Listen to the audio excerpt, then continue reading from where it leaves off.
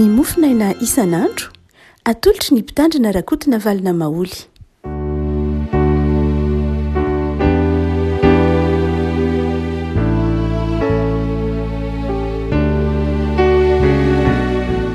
Ifaneraranao iarabanantsika hatrarety zoma fahatelo ny volana mety ny mofinaina voalahatra ao antsika dia ny filazantsaramasina nakany Luka toko faha 12 ny andininy fahavalo ka hatramin'ny faha 12. Luka toko faha 12 andininy fahavalo ka hatramin'ny faha 12 vakiny no anaran'i Jesosy.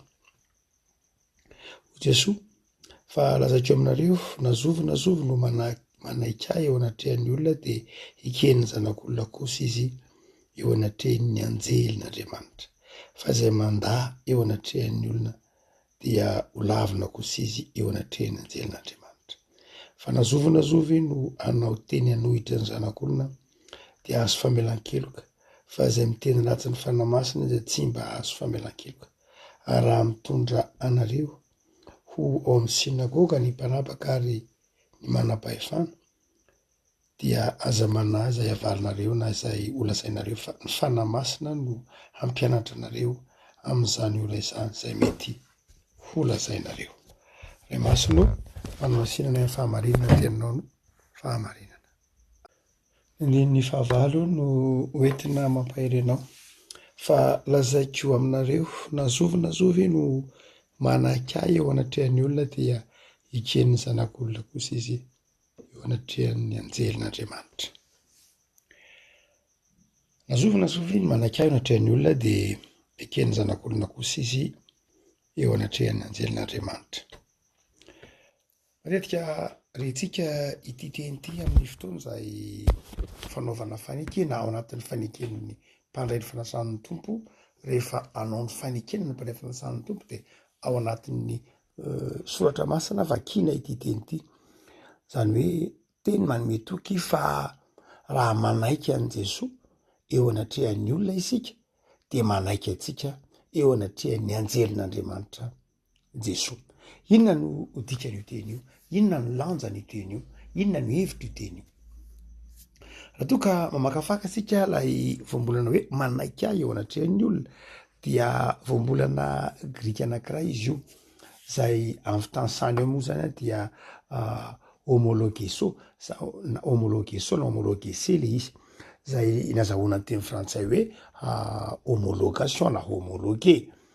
Dika teny hoe homologese eto dia navy amin'ny teny hoe homologué zany nazahoana ny teny hoe homologation na homologué dia milaza hoe manaiky na mankatoa zay no heviny.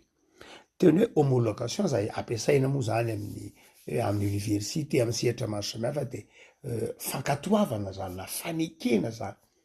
Ilay votoatin'ny zavatra nambara, misy zavatra nambara zany, misy zavatra nolazaina, misy zavatra nitenenina dia nankatoavina, ny ekena.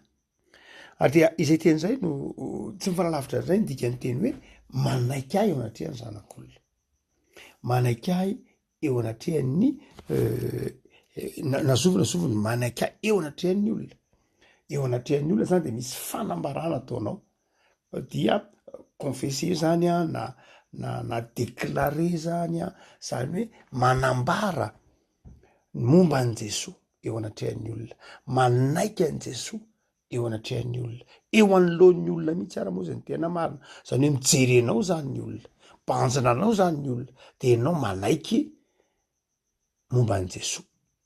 Misy fanambarana atao momba an'i Jesosy dia ekenao.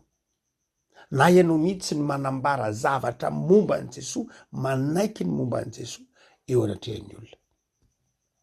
Raha toa ka mandeha mbola lavidavitra kely tsika ny amin'ilay teny dia milaza hoe rehefa manaiky an'i Jesosy ianao na rehefa manaiky foto-kevitra anankiray ianao dia manambara fa mandoka azy mihitsy ary zay ny azo ilazana. Manambara fa tsara izy, manambara fa mety manaiky fa maro-toerana zay le manambara. Zay mahatonga ny eo ambany eo manao hoe miteny ratsy ny fanamasina, izay mifanohitra mihitsy eto ilay voambolana hoe lay miteny ratsy eto dia mifanohitra amin'ity voambolana hoe homologué. zay mahatonga an'io lindiny momasoatra miteny ratsy ny fanamasina io mifanohitra amin'ny teny hoe homologue oety na manaiky ny any Jesoa. Atoka mandrositsika amin'ilay hoe heviny ara-potikevitra fa zay moa ny hevitry lay teny rabaky teny. Ahoana ary ny hoe manaiky an' Jesoa eo anatrehan'ny olona. Ny hoe manaiky an' Jesoa eo anatrehan'ny olona de farafahakeliny reto zava-rahately reto. Voalohany de zao ekenao fa Jesoa de tompo. Tamin'ny vanim-potoanan'ny antikité, tamin'ny vanim-potoanan'ny romanina zany dia ny mpanjaka na ny amperora dia tsy hoe mpanjaka fotsiny fa natao hoe andriamanitra mihitsy. Tsy de hoe tamin'ny tantaran'ny romanina rehetra akory izy io fa nanomboka ty amin'ny androndry Julius César zany nandalo tamin'ny andron'ny Auguste César dia tamin'ny fotoana tamin'ny andro talokelin'i Jesoa zany dia nanomboka ny hoe ny mpanjaka kaisara zany de tompo. Tompo zany hoe izao rehetra zao de anazy. Zay rehetra misy de anazy. Zay ny tigany hoe kaisara. Tompo. Fa rehefa miteny zany tsika manao hoe manaiky an' Jesoa ho tompo a de manaiky an' Jesoa hoe azy izao rehetra zao. Azy ny tany zay rehetra eo aminy. Ary ny faharoa rehefa miteny tsika manao hoe manaiky an' Jesoa de manaiky azy ho tompo voalohany fa manaiky azy koa Andriamanitra. Manaiky an' Jesoa ho tompo ary manaiky azy koa Andriamanitra. Tsara hotsika ny fanekem-pon'ny Tomasy tompoko sy Andriamanitra. Tamin'ny andron'ny Jesoa tamin'ny vanim-potoanan'ny antikité zany Jesoa ety ambonin'ny tany resahantsika io de ny amperora koa dia tsy hoe tompony zao rehetra zao koa fa Andriamanitra mihitsy izy. Ny amperora zany de sady tompony zao zavatra rehetra zao amin'ny lafiny materiel hita maso fa Andriamanitra koa izy zany hoe andoliana, ivavahana, ajaina, hitalaona. Ary dia ny fanekem-pinoana kristianina voalohany indrindra de ny hoe Jesoa ny tompo. Jesoa de Andriamanitra. Eto zany dia raha miteny Luka manao hoe hoy Jesoa nazovony manaiky ahy natrehan'ny olona de manaiky inona moa? Voalohany de manaiky an' Jesoa ho tompo ianao. Manaiky an' Jesoa Andriamanitra ianao ny faharoa. Ary ny fahatelo de zao zava-dehibe de zao manaiky an' Jesoa ho mpamonjy ianao. Rehefa miteny hoe mpamonjy isika dia amin'ilay lafiny maty teo amin'ny hazo fijaliana sy nitsangana tamin'ny maty. Tsy amin'ilay lafiny hoe mamonjy ao anatin'ny sarotra, mamonjy ahy rehefa tsy manam-bolana, mamonjy ahy rehefa marary, fa amin'ny lafiny hoe mpamonjy ny vidy antsika tamin'ny rano teo amin'ny hazo fijaliana ary nandresy ny fahafatesana ho antsika. Reo telo reo farafahakeliny ho tsika teo. Zany hoe enao ve manaiky fa io Jesoa tononona amin'ny vavako de tompo? Enao ve manaiky fa io Jesoa de Andriamanitra? Enao ve de manaiky fa i Jesoa de mpamonjy lay maty teo amin'ny hazo fijaliana iny, lay nombona teo amin'ny hazo fijaliana iny, lay nokapohana iny de zao tompo iny. Inlay izy nororana iny, izy nisatroana tsilo iny, Andriamanitra izy. Ilay nitsangana tamin'ny maty iny dia mpamonjy izy. Raha manaiky zay ianao de manaiky anao koa Jesoa eo anatrehan'ny anjelin'Andriamanitra. Havako ty fanekena ataotsika isan'andro amin'ny fiainana kristianina zany. Fanekena ataotsika isan'andro amin'ny fiainana kristianina hoe Jesoa ny tompo, Jesoa Andriamanitra, Jesoa mpamonjy. Fa ny zava-dehibe faharoa koa rehefa mitentsika hoe manaiky an' Jesoa natrehan'ny olona dia tsy amin'ny alalany zany teny aloka ny vavy zany ihany hoe enao Jesoa ny tompoko, enao n'Andriamanitra mpamonjy ahy ianao. Fa ny faharoa lehibe de zao rehefa miteny an'ireo endrim-panekena telo ireo isika de ny faharoa lehibe de zao manaiky an' Jesoa koa tsika amin'ny asantsika. Manaiky an' Jesoa koa tsika amin'ny asantsika. Zany hoe asehontsika amin'ny asantsika fa manaiky an' Jesoa ho tompo isika. Asehontsika amin'ny asantsika fa manaiky an' Jesoa ho Andriamanitra isika. Asehontsika amin'ny asantsika fa manaiky an' Jesoa ho mpamonjy antsika isika. Zava-dehibe le teny aloha. paoly efa nilazany hoe tsy misy olona mahatonona hoe jesosy ny tompo zany fotsiny na jesosy ny mpamonjy na jesosy no Andriamanitra raha tsy avy amin'Andriamanitra ihany. Marina io. Fa ny faharoa de zao, zava-dehibe koa lay fanehonao amin'ny asanao, fanehonao amin'ny fihetsikao, fanehonao amin'ny fijoroana vavolombelona fa nanaiky an' Jesosy ianao. Manahoana moa ny asa? Ny asa tao andavanandro ve miariary ny maha mpamonjy an' Jesosy amin'ny asanao, amin'ny asanao, amin'ny fikelezana ainanao, amin'izay fifandraisanao, miseho ve ny mahandriamanitra an' Jesosy amin'ny andavanandronao? Rehavako ho Jesosy manao hoe raha manaiky azany hoe raha asehonareo tsy amin'ny teny ihany fa asehonareo amin'ny asa, ny finoanareo sy ny fankatoavanareo, ny fanambaranareo fa andriamanitra reo fa mpamonjy anareo fa tomponareo de zao anaiky anareo koa aho eo anatrehan'ny anjelin'Andriamanitra. Fa ny fahatelo de zao, tsy amin'ny lafin'ny teny ihany, tsy amin'ny lafin'ny asa ihany, fa amin'ny fahatelo lehibe koa de zao, lay hoe eo anatrehan'ny anjelin'Andriamanitra de zao tena eo amin'ny lafin'ny fanomezam-boninahitra. Sarobidi hoe fanomezam-boninahitra ity. Tsy misaraka mihitsy amin'ny antsoina hoe homologie ny hoe fanomezam-boninahitra. Tsy misaraka mihitsy amin'ny hoe confesser na déclarer zay nadikana ny teny hoe homologie ny hoe manome voninahitra. Ny olona manaiky an' Jesosy ho tompo, manaiky an' Jesosy Andriamanitra, manaiky an' Jesosy ho mpamonjy ary maiaina zany amin'ny asany de zao manome voninahitra an'Andriamanitra, manome voninahitra an' Jesosy izy. Ny atao hoe fivavahana le havako protestanta na katolika dia ny votoatiny de zao fanomezam-boninahitra an'Andriamanitra, fanomezam-boninahitra an'Andriamanitra. Ary io fanomezam-boninahitra an'Andriamanitra io no mahatonga antsika nanorina fiangonana mihezinezina, nanorina fiangonana lehibe, nanorina fiangonana tsara ary manao hira mahafinaritra satria ny votoatin'ilay fitoam-pivavahana de fanomezam-boninahitra an'Andriamanitra.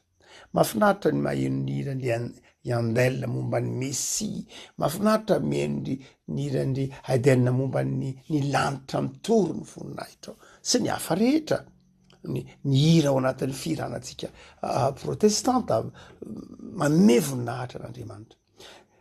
Ny tokony adolana de zao, ny olona manaiky an' Jesosy eo anatrehan'ny olona de olona tsy manala-baraka azy, olona manome voninahitra azy, manandratra ny anarany, tsy manala-baraka azy.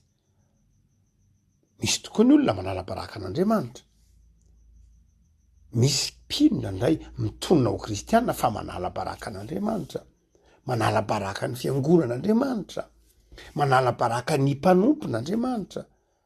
Dia ny hoe manome voninahitra an'Andriamanitra, manome voninahitra an'Andriamanitra de zao tsy mahatonga ny anaran'Andriamanitra ho fimezana, tsy mahatonga ny anaran'Andriamanitra ho faneso, tsy mahatonga ny anaran'Andriamanitra ho ataontsika koa hoe ho mampitondra henatra aza na ho fitadiavana aza. Zava-dehibe zany lay hoe olona mankatoa an' Jesosy, manaiky an' Jesosy de manome voninahitra ny anarany na manome voninahitra, tsy manaiky azy ho tompo sy mpamonjy azy. Araka ny tenin'ny Paoly amin'ny Kolosiana manao hoe zany anarana hoe Jesosy zany ke de mandohalika amin'izany anarana zany ny any an-danitra sy etỳ an-tany. No zany dia amin'ny teny hoe homologie amin'ny teny hoe manaiky ahy eo anatrehan'ny olona de zao manome voninahitra ahy eo anatrehan'ny olona.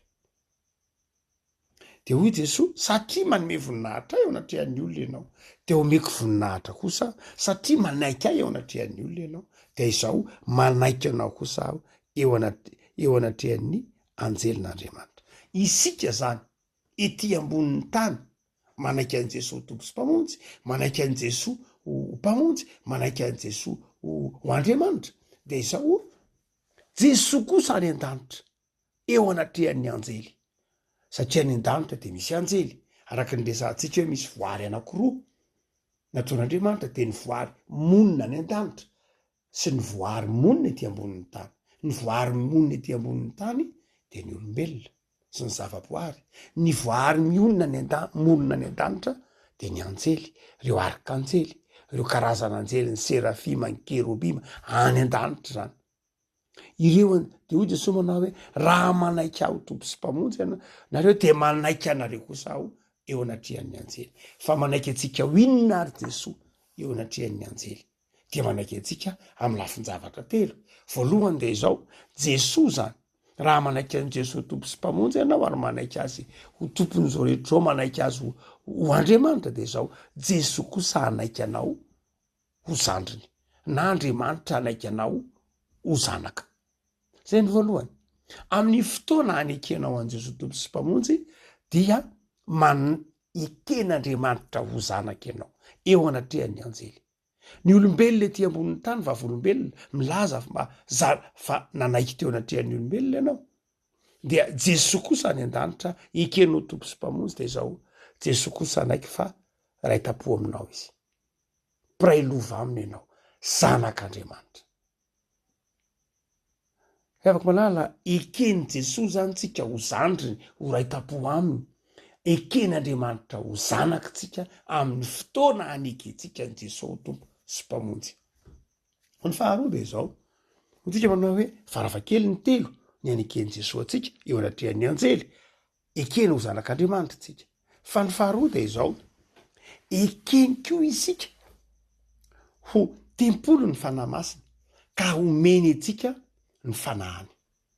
Ekeny Jesosy tempolo ny fanahy masina atsika, tsy vitany hoe ekeny fotsiny tsika ho zandry, fa ekeny tsika ho irany de ampitoeriny ao anatsika ny fanahan'Andriamanitra. Zay mampifamatotra ny eo andiny ny 12 io, ny hoe ny fanahy masina no ampianatra anareo amin'izay ora zay tiany ho lazainareo.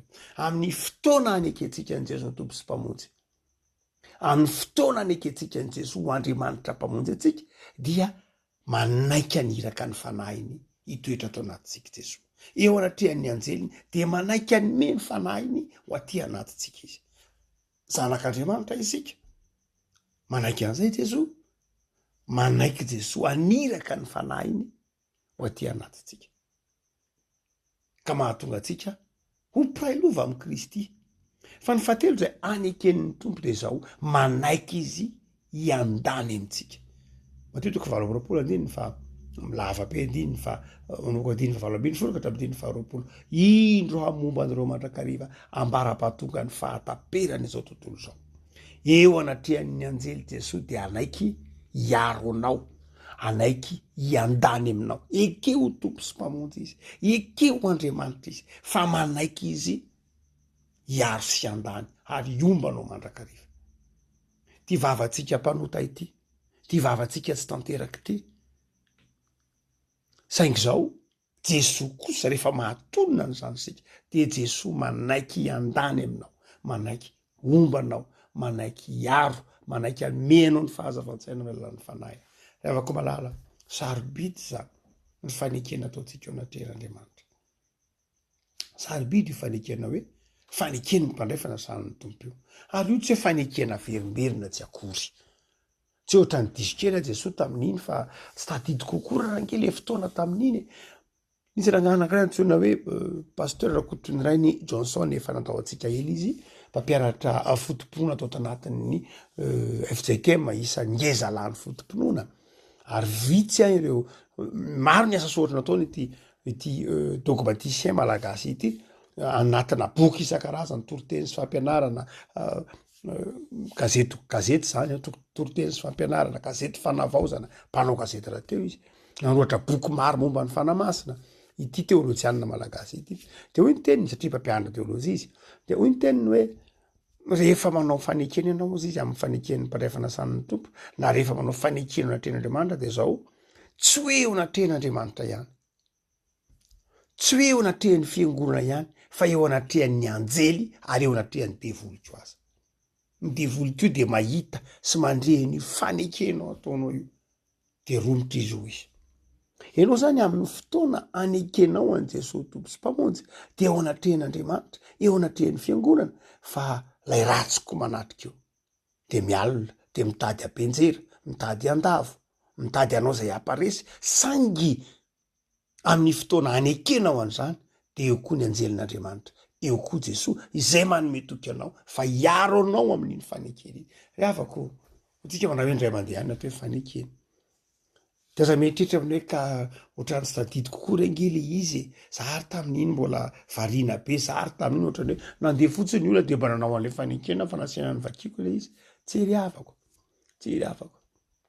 ny fanekenany Jesosy tompo sy mpamonjy tsy fanekena tsotra fa fanekena masina de aza mieritreritra aminao hoe ka tsy tadidy kokoa ry alina izy ianao tsy mahatadidy fa Andriamanitra mahatadidy io ordinatera-kelinao io raha mahatadidy teny firy ka maika fa ny ordinateuran'Andriamanitra mahatadidy Andriamanitra ary mety hiteny manao hoe ka za ve de ohatrany tsy zao akory raha de marina ve ny fanekeko iny ohatrany te amerina kely an'le izy tsy averina tsony io tsy averina tsony zany satria efa nytonononao ndray mandeha tsy misy mahatonona n'izany teny zany ho Paoly ka avy amin'ny herin'olombelona fa matonona n'izany teny zany anao de zao efa niasa tao aminao Andriamanitra antson'Andriamanitra ny mahatonga anao afaka manonona manaiky an' Jesosy eo anatrehan'Andriamanitra antson'Andriamanitra zany raha tsy olona lavina ianao Paoly zany hoe amin'ny fotoana hanekenao an' Jesosy tompo sy mpamonjy de zao famindrampo Andriamanitra fahasoavan'Andriamanitra ary falery Andriamanitra sy ny anjelin'Andriamanitra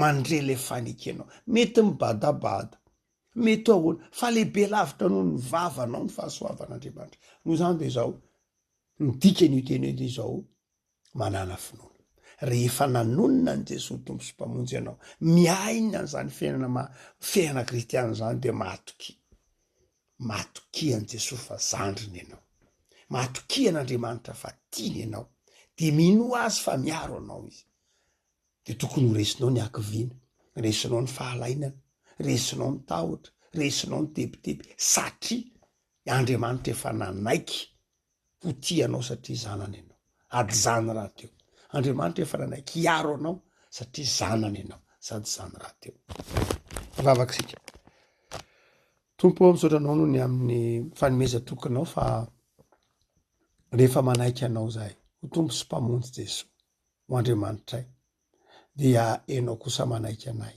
eo anatrehan'ny anjely hoe zanakao zahay tsy hoe mpanomponao ihany fa zanakao navelanao eloka tianao mandova fiainana mandrakizay manaiky anao fa hiandany aminay ary hiaro anay ka mangay iay zay rehetra tsy tianay tompo misaotra anao zahay fa nanolo teny ianao hamonjy anay tsy mahay manatona anao amin'ny herin'ny tenanay zay fa ny herinao Andriamanitra no ahafahanay manatona anao misaotra tompo no ny amin'ny fanoloran-tenanao hamonjy anay am'izao fotoana hatsiarovanay ny herin'ny fanahy masinay izao de avaozy ny fanoloran-tenanay de izy ho ty anatina le fanekena nataonay teo anatrehan'ny vavolombelona maro mba havokatra ny fanoloran-tenanay mba havokatra ny asanay ary mba ho fifalianao ny fijoroanay vavolombelona satria nanaiky anao tompo sy mpamonjy zay tompo jereo ary ny asanay jereo ny ankonanay jereo ty tandrazanay ty tompo mitoery aminay mandrakariva mampahireza ny kristianina rehetra ny mpandray fanasany tompo ny vita batisa rehetra ny mpino rehetra efa nanaiky anao Jesosy tompo sy mpamonjy ampahirezo ny sambatan'olona Jesosy mba hatoky ny fitiavanao mba hiezaka amin'ny asa tsara hijoro vavolombelona ao anatin'ny morana ao anatin'ny sarotra andeha amin'ny fahamarinana araka ny famindramponao de mametraka ny fiainana hatrany ampelantananao zay Jesosy jereo ireo manana olana ny tokantrano any amin'irao fo jereo ireo marary sy trano jereo ireo mety mandalo ankiviana mpahirezo jereo ireo milofo mianatra ny fahazavan-tsaina saotra Jesosy amen